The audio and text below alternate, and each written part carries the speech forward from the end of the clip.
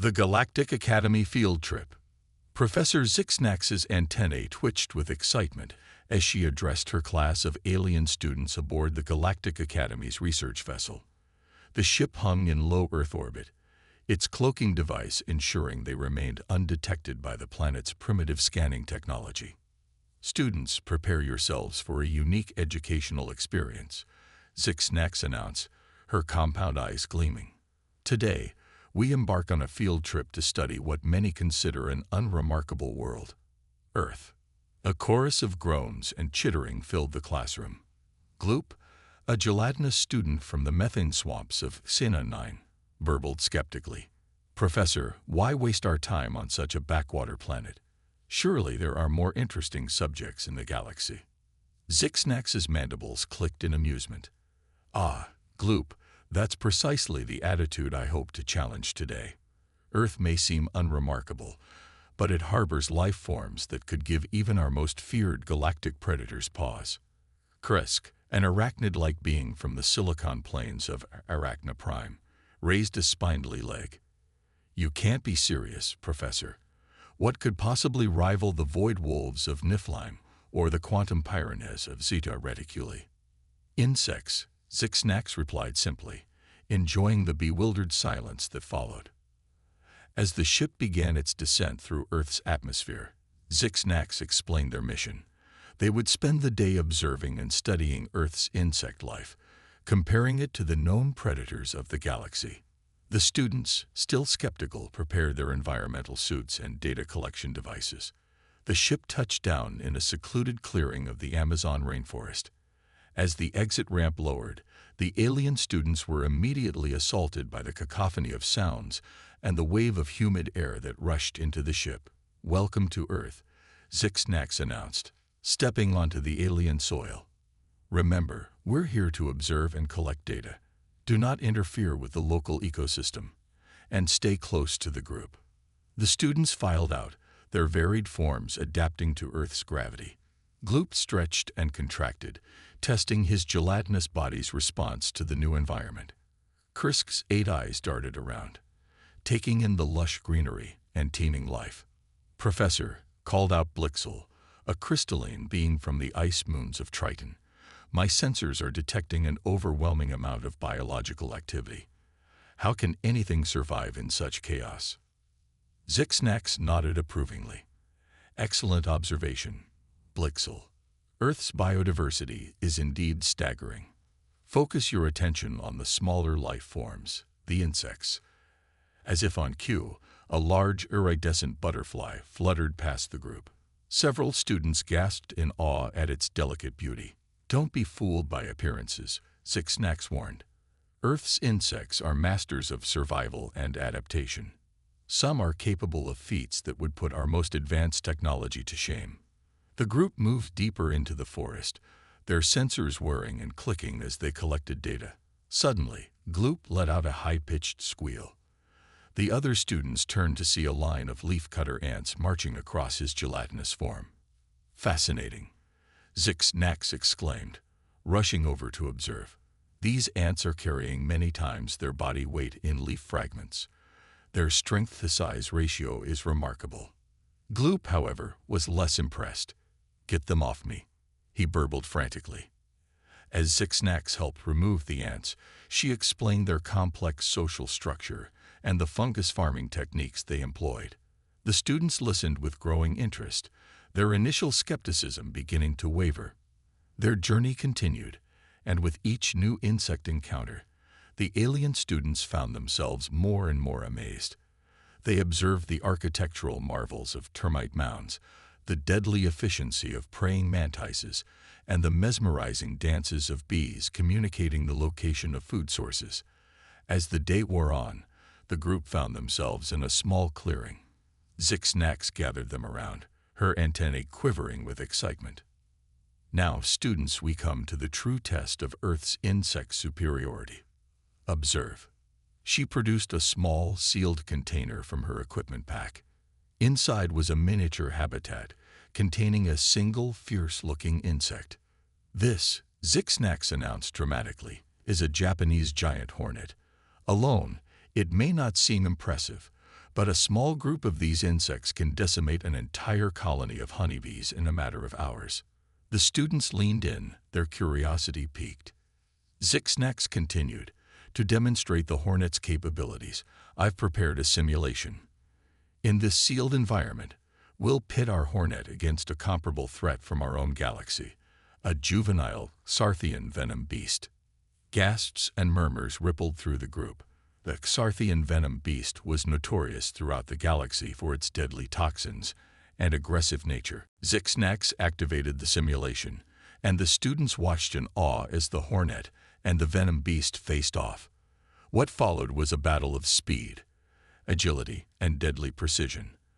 The hornet's stinger found its mark repeatedly, injecting potent venom into the venom beast. Despite its fearsome reputation, the alien predator soon succumbed to the Earth insect's relentless assault. As the simulation ended, a stunned silence fell over the group. Krisk's mandibles clicked rapidly in disbelief. Impossible. How could such a small creature defeat a venom beast? Zixnax's compound eyes gleamed with satisfaction. "This, my students, is why we came to Earth. Its insects have evolved over millions of years to become some of the most efficient and deadly creatures in the galaxy. Their small size belies their true power." The professor went on to explain how the Japanese giant hornet's venom contained a cocktail of chemicals that attacked nerve cells and tissue, causing excruciating pain and potential organ failure. She compared this to other Earth insects, like the bullet ant with its neurotoxin-laced sting, or the assassin bug with its flesh-melting saliva. As the sun began to set and the forest came alive with the sounds of nocturnal insects, Zixnax gathered her students for one final lesson. "Today, you've witnessed just a fraction of what Earth's insects are capable of," she said. "But beyond their individual abilities, it's their collective impact that truly sets them apart. Earth's ecosystems rely heavily on insects for pollination, decomposition, and as a food source for larger animals. Without them, this planet's biosphere would collapse." The students nodded, their earlier skepticism replaced by a newfound respect for Earth and its tiny inhabitants. "Remember this lesson," Zixnax concluded. "Never underestimate a life form based on its size or apparent simplicity. Earth's insects have survived multiple mass extinction events and continue to thrive. They are a testament to the power of adaptation and the resilience of life itself." As they boarded their ship and prepared to leave Earth's atmosphere, the alien students chattered excitedly about their experiences. They had come expecting to study a primitive, unremarkable world. Instead, they left with a profound appreciation for the complexity and ingenuity of life in all its forms. Gloop, still picking bits of leaves from his gelatinous body, summed up the group's feelings. "I never thought I'd say this, Professor, but I think I prefer facing a Xarthian venom beast over a swarm of Earth's insects." Zixnax's mandibles clicked in amusement. "A wise sentiment, Gloop. Perhaps on our next field trip, we'll explore Earth's arachnids." The students' collective groan was drowned out by the ship's engines as they blasted off into space, leaving behind a planet that had forever changed their perspective on the nature of life and the true meaning of apex predator in the vast tapestry of the cosmos. The Jungle Expedition. As the Galactic Academy's research vessel settled into a geosynchronous orbit above Earth, Professor Zixnax gathered her students for their second day of field study. The previous day's encounters with Earth's insects had left the alien students both shaken and intrigued. Today, Zixnax announced, her compound eyes gleaming with excitement, "We delve deeper into Earth's most diverse ecosystem, the Amazon rainforest. Prepare yourselves for an experience that will challenge everything you think you know about survival and adaptation." The students exchanged nervous glances as they donned their environmental suits. Krisk, the arachnid-like being from Arachna Prime, chittered anxiously. "Professor, after yesterday's encounters, are you sure this is safe?" Zixnax's antennae twitched in amusement. "Safe? Perhaps not. Educational? Absolutely." As the group materialized in a small clearing deep within the Amazon, They were immediately engulfed by the overwhelming sensory experience of the rainforest. The air was thick with humidity and alive with a cacophony of sounds, the calls of distant monkeys, the rustle of leaves, and the ever-present buzz of insects. Gloop, the gelatinous student, rippled with excitement. "Professor, my sensors are detecting an incredible concentration of life forms. How can so many species coexist in one place?" "Excellent question," Gloop, Six-Snacks replied. "The rainforest is a masterpiece of evolutionary adaptation. Every niche, every available space is utilized, and at the heart of it all are the insects." As if on cue, a brilliant blue morpho butterfly fluttered past, its wings shimmering like living sapphires. The students gasped in awe, their data recorders whirring as they captured images and readings. "Don't be fooled by its beauty," Six-Snacks warned. "The morpho's wings are a marvel of natural engineering. The iridescent blue isn't pigment. It's structural coloration, created by microscopic scales that reflect light in complex ways. Some Earth scientists are studying these structures to create new types of display technologies and camouflage." The group moved deeper into the forest, their alien forms navigating carefully through the dense undergrowth. Blixel, the crystalline being, suddenly emitted a high-pitched tone of distress. "Professor, something is attacking me." The others turned to see Blixel covered in a writhing mass of leafcutter ants. Six-Snacks quickly brushed them away, her mandibles clicking rapidly. "Fascinating. These ants mistook Blixel's crystalline structure for a new type of leaf. Observe how quickly they mobilized to harvest this potential food source." Blixel's crystal facets flickered with indignation. "I fail to see how being mistaken for vegetation is fascinating." Six-Snacks continued undeterred. "These leaf-cutter ants are a prime example of Earth insects' complex social structures. They form massive colonies with intricate divisions of labor. But what's truly remarkable is that they're farmers." The students leaned in, their curiosity overcoming their initial fear. "These ants cultivate fungus gardens deep within their nests," Six-Snacks explained. "They've been practicing agriculture for millions of years, long before Earth's dominant species, humans, even existed." As they continued their expedition, the alien students encountered a dizzying array of insect life. They marveled at the architectural prowess of termites, constructing towering mounds with sophisticated ventilation systems. They watched in awe as a group of glass-winged butterflies flitted by, their transparent wings a testament to nature's ingenuity in camouflage. Suddenly, the ground beneath their feet began to vibrate. A low rumble filled the air, growing louder by the second. "Everyone, stay calm and follow me," Six-Snacks instructed, her tone urgent but controlled. The group huddled together on a raised tree root as the forest floor came alive with movement. A vast army of driver ants swarmed past, their mandibles clicking menacingly. "Essiton Burchelli," Six-Snacks breathed, her scientific excitement evident despite the danger. "One of Earth's most formidable predators. This colony could contain over 1 million individuals, capable of consuming up to 500,000 prey animals in a single day." The students watched in horrified fascination as the ants devoured everything in their path. Insects, small mammals, even reptiles unfortunate enough to be caught in their way. But they're so small," Kursk exclaimed, his 8 eyes wide with disbelief. "Size isn't everything," Six-Snacks replied. "These ants demonstrate the power of collective action. Individually, they might seem insignificant, but together, they're an unstoppable force." As the swarm passed, leaving a trail of bare earth in its wake, the alien students found themselves reevaluating their understanding of predation and survival. Their journey continued, each new encounter adding to their growing appreciation of Earth's insect life. They observed the mesmerizing light display of synchronous fireflies, their bioluminescent abdomens flashing in perfect unison. They witnessed the brutal efficiency of a mantis shrimp, its raptorial appendages striking with the force of a .22 caliber bullet. As the day wore on, Zixnax led the group to a small stream. "Now," she announced, "we'll observe one of Earth's most remarkable examples of insect metamorphosis." The students gathered around as Zixnax pointed out tiny, wriggling forms in the water. "These are dragonfly nymphs," she explained. "They spend years underwater, developing and growing. But watch what happens when they're ready to transform."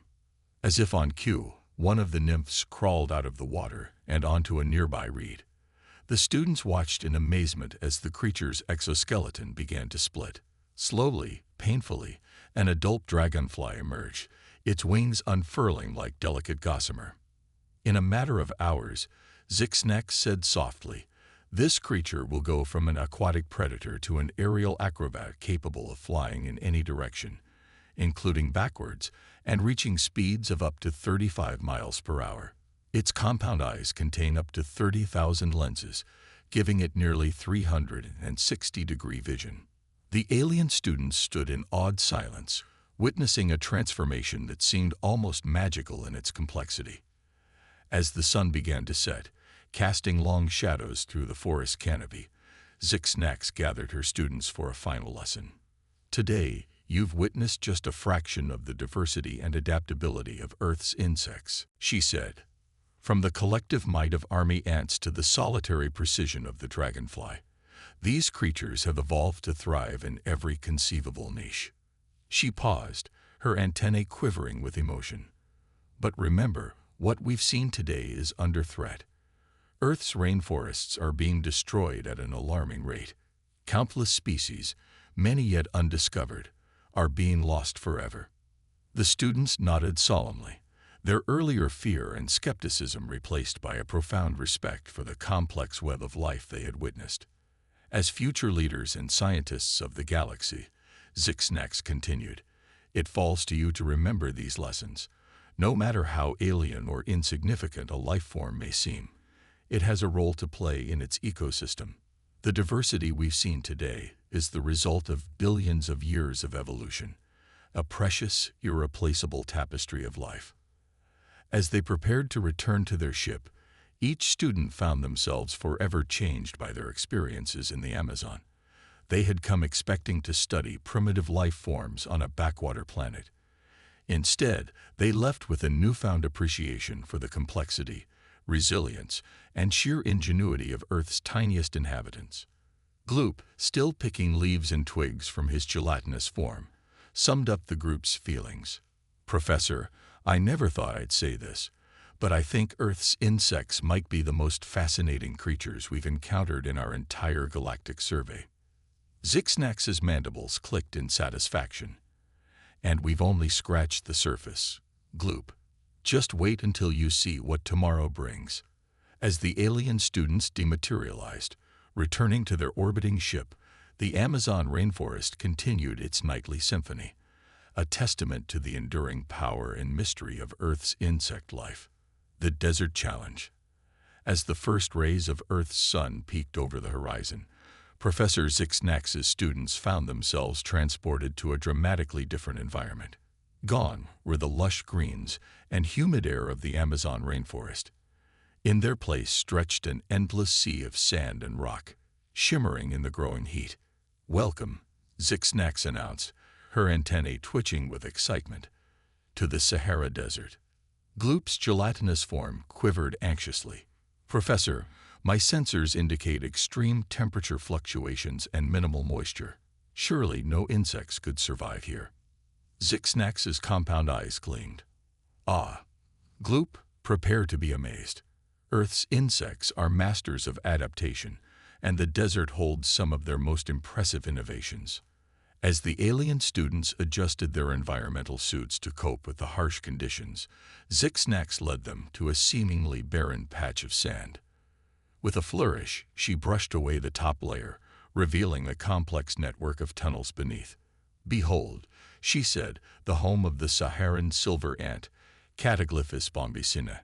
As if on cue, a gleaming silver ant emerged from one of the tunnels, its metallic exoskeleton reflecting the sunlight.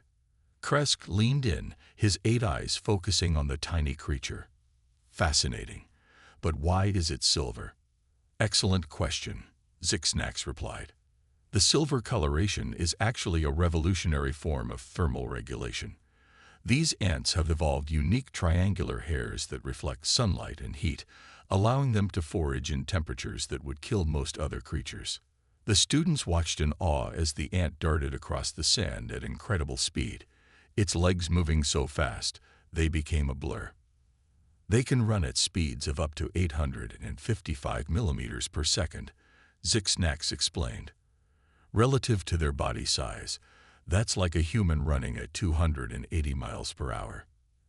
As the day progressed and the heat intensified, the alien students witnessed a parade of desert insects, each more incredible than the last.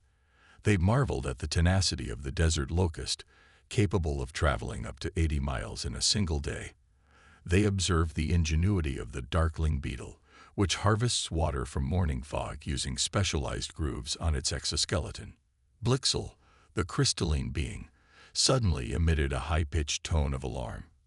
"Professor, something is burrowing into my outer layer." Zixnax rushed over, her mandibles clicking rapidly as she examined Blixel's surface. "Extraordinary. It seems a female velvet ant has mistaken your crystalline structure for sand. She's attempting to lay her eggs." "Eggs?" Blixel exclaimed, his crystalline facets flickering with distress. "Don't worry," Zixnax assured him, gently removing the insect. "The velvet ant, which is actually a type of wasp, typically lays its eggs in the nests of other insects. The larvae then feed on the host's offspring. A gruesome but effective survival strategy in this harsh environment." As the sun reached its zenith, Zixnax gathered her students in the shadow of a large dune. "Now," she announced, "we'll witness one of the desert's most spectacular phenomena." The students watched in amazement as the sand before them began to ripple and shift. Suddenly, a massive, armored head burst forth, followed by powerful forelegs adapted for digging. "The fog-basking beetle," Zixnax said reverently, "one of Earth's most remarkable examples of desert adaptation." The beetle climbed to the top of the dune, its dark exoskeleton a stark contrast against the golden sand. As the students observed, a faint mist began to form around the insect. "In the early morning," Zixnax explained, "these beetles climb to the tops of dunes and tilt their bodies at a 23-degree angle. As fog rolls in from the coast, water condenses on their cool exoskeletons. The beetle then lowers its head, allowing the water to trickle down into its mouth." Gloop burbled in astonishment. "It's created its own water source in the middle of a desert." "Precisely," Zixnax nodded. "This adaptation allows the fog-basking beetle to survive in one of Earth's driest environments."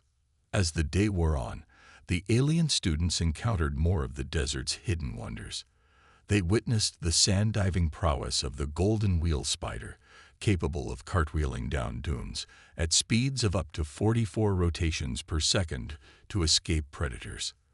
They marveled at the ingenuity of antlion larvae, which construct elaborate pit traps in the sand to catch unsuspecting prey. Just as the students were beginning to think they'd seen it all, a low rumble filled the air. The sand beneath their feet began to vibrate ominously. "Quickly," Zixnax urged, "to higher ground." The group scrambled up a nearby rocky outcropping just as a massive sandstorm engulfed the area. Through the swirling maelstrom of sand and dust, the students could make out tiny forms riding the winds. "Desert locusts," Zixnax shouted over the howling wind. "They use sandstorms to travel vast distances, conserving energy as they're carried along by the powerful air currents." For hours, the alien students huddled together, watching in awe as countless insects rode out the storm, demonstrating their incredible resilience in the face of nature's fury. As the storm finally subsided and the setting sun painted the desert in hues of gold and crimson, Zixnax gathered her students for a final lesson. "Today," she said, her voice filled with reverence, "you've witnessed the triumph of life in one of Earth's most challenging environments. These insects have not merely survived in the desert. They have thrived, developing adaptations that push the boundaries of what we thought possible. The students nodded, their earlier skepticism replaced by profound respect for the tenacity and ingenuity of Earth's desert insects. Remember, Zixnax continued, that the strategies we've observed today, from the silver ant's thermal regulation to the fog-basking beetle's water harvesting, represent millions of years of evolutionary problem-solving. As scientists, we must approach every environment, no matter how harsh or alien, with the understanding that life finds a way. As they prepared to return to their ship, each student found themselves forever changed by their experiences in the Sahara. They had come expecting to find a barren wasteland. Instead, they discovered a complex ecosystem teeming with life, each insect a testament to the power of adaptation and the unyielding drive to survive. Krisk, brushing sand from his exoskeleton, summed up the group's feelings. "Professor, I believe I owe Earth's insects an apology. I never imagined such small creatures could be so formidable." Zixnax's mandibles clicked in satisfaction. "A wise realization, Krisk. And we've only explored 2 of Earth's ecosystems. Imagine what other wonders await us in the days to come." As the alien students dematerialized, returning to their orbiting ship, the Sahara Desert settled into its nightly routine, a hidden world of nocturnal insects emerging to continue their ancient dance of survival in one of Earth's most unforgiving landscapes. The urban jungle. The 4th day of their Earth expedition found Professor Zixnax and her alien students materializing in a dramatically different environment. Towering structures of glass and steel stretched towards the sky, while the ground below teemed with activity, both human and insect. "Welcome," Zixnax announced, her antennae twitching with excitement, "to New York City, one of Earth's largest urban centers." Blixel's crystalline form shimmered with confusion. "Professor, I thought we were here to study insects. Surely they can't thrive in this artificial environment." Zixnax's compound eyes gleamed. "Ah, Blixel, that's precisely why we're here. Earth's insects are incredible adapters, and urban environments present some of their most fascinating evolutionary challenges." As the group made their way down a busy sidewalk, their alien forms concealed by sophisticated holographic technology, Zixnax pointed out the hidden insect life all around them. "Look there," she said, indicating a small crack in the pavement. A line of ants marched in and out, carrying tiny crumbs. "These are pavement ants, Tetramorium caspidum.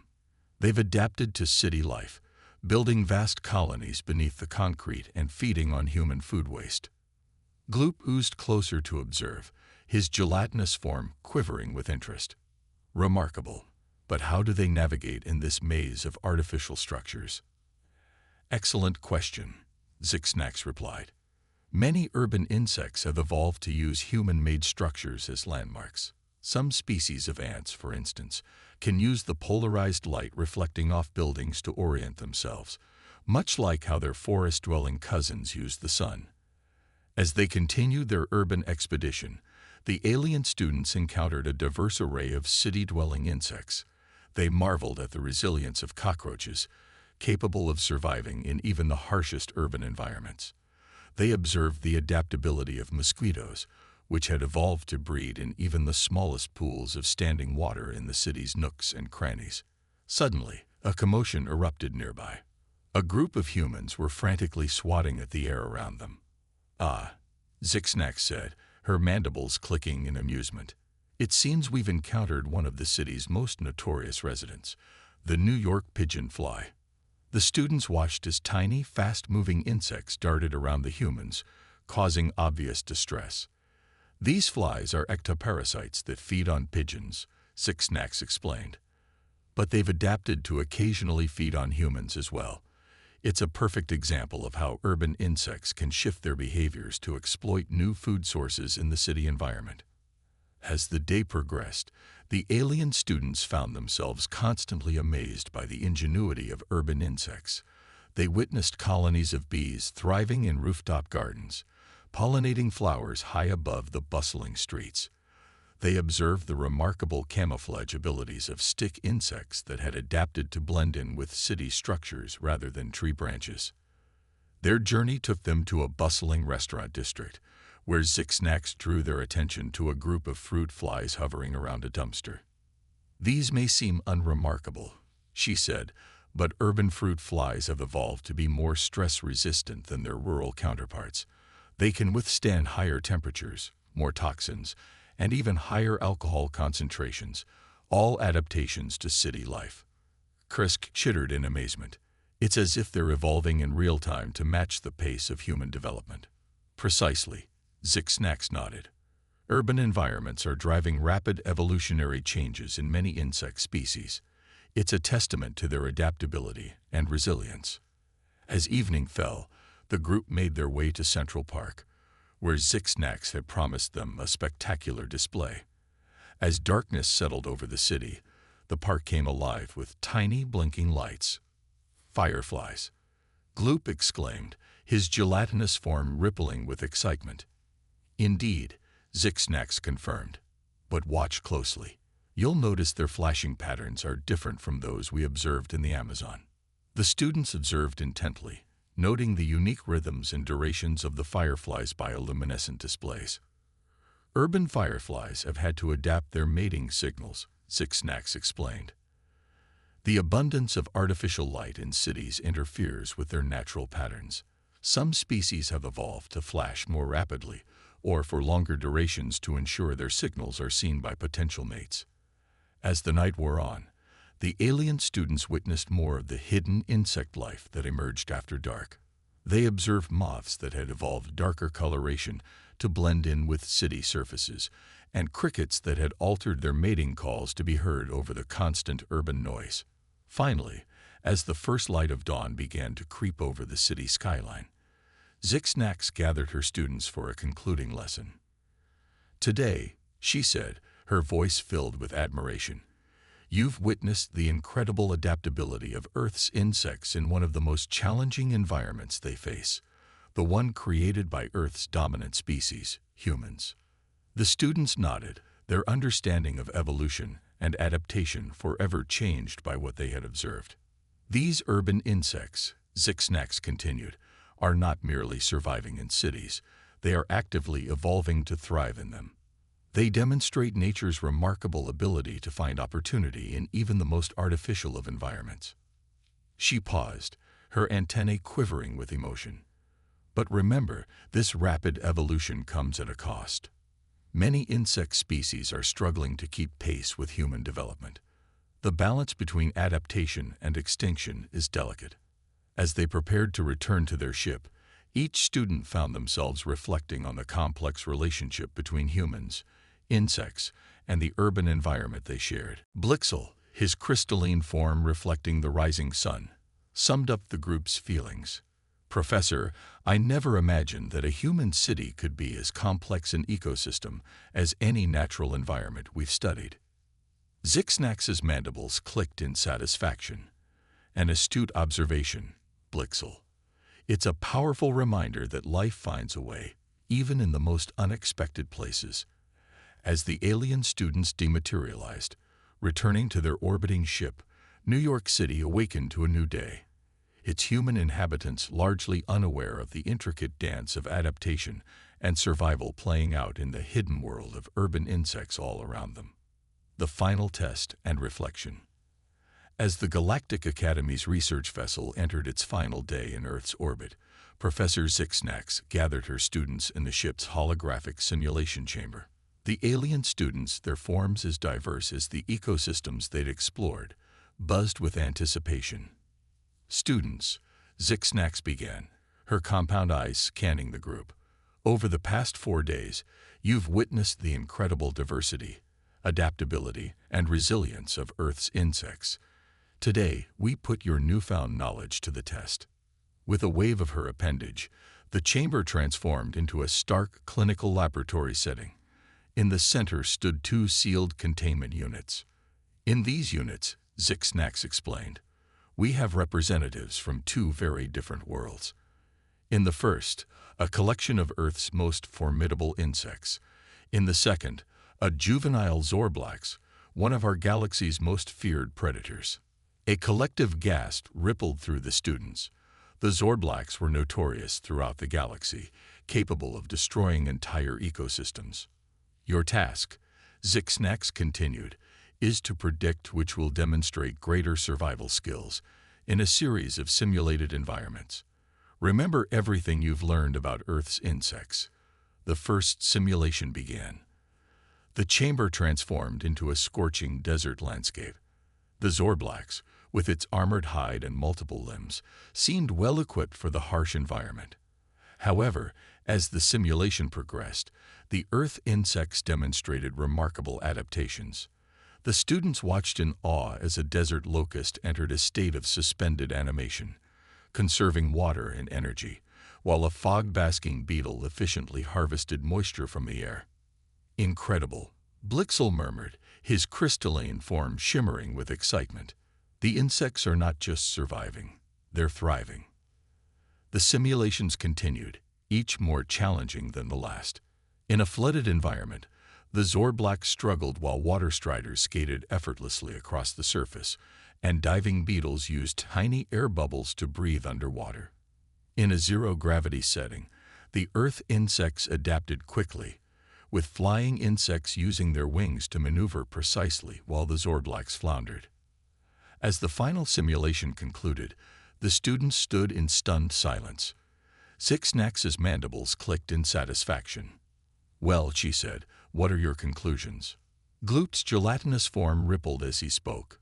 "Professor, I never thought I'd say this, but Earth's insects have consistently outperformed the Zorblax in every environment. Their adaptability is astounding." Kresk shittered in agreement. It's not just their physical adaptations, but their problem-solving abilities. Did you see how quickly that ant colony reorganized when we changed the gravity? Zixnax nodded approvingly. Excellent observations. Earth's insects have evolved over hundreds of millions of years to survive in virtually every environment their planet has to offer. But more than that, they've developed strategies that allow them to adapt rapidly to new challenges. The professor waved her appendage again, and the chamber transformed into a representation of Earth, teeming with life. "What you've witnessed over these past days," Zixnax continued, "is more than just a study of Earth's insects. It's a testament to the power of evolution, the ingenuity of life, and the importance of biodiversity." She paused, her antennae quivering with emotion. Earth's insects play crucial roles in their planet's ecosystems. They pollinate plants, decompose organic matter, control pest populations, and serve as a food source for countless other species. Without them, Earth's biosphere would collapse. The students nodded solemnly, their earlier skepticism about Earth's significance completely erased. But Earth's insects face unprecedented challenges, Zixnax warned. Human activity is causing rapid habitat loss, climate change, and the introduction of harmful pesticides. Many insect species are declining at alarming rates. Blixel's crystalline form dimmed slightly, but surely, given their adaptability, they'll survive. Zixnax's compound eyes seemed to cloud with concern. Some will, certainly, but the rate of change may be too rapid for many species. The loss of insect biodiversity could have catastrophic consequences for Earth's ecosystems. The chamber fell silent as the students contemplated the gravity of the situation. Finally, Gloop spoke up, his gelatinous form quivering with determination. "Professor," he said, "what can we do? Surely, with our advanced technology, we could help preserve Earth's insect species." Zixnax's mandibles clicked in what the students had come to recognize as a smile. "An admirable sentiment, Gloop. But remember, we're here to observe, not interfere. Earth's humans must find their own path to coexistence with their planet's insects." She gazed around at her students, noting the change in their demeanor from their first day on Earth. "However," she continued, "what we can do is learn from Earth's insects. Their adaptability, their resilience, their crucial role in their planet's ecosystems. These are lessons we can apply throughout the galaxy." As the simulation chamber powered down, and the students prepared for their journey home, Each found themselves profoundly changed by their experiences on Earth. They had come expecting to study primitive life forms on an unremarkable planet. Instead, they left with a deep appreciation for the complexity, ingenuity, and vital importance of Earth's tiniest inhabitants.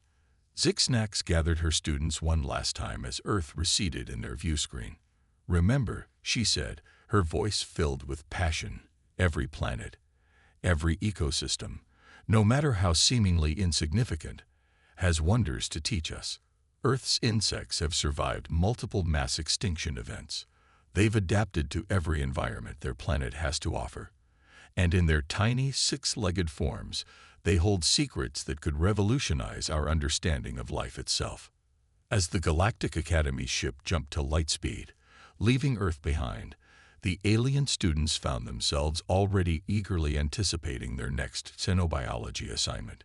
But more than that, they carried with them a newfound respect for the resilience of life and the profound importance of even the smallest creatures in the vast tapestry of the cosmos.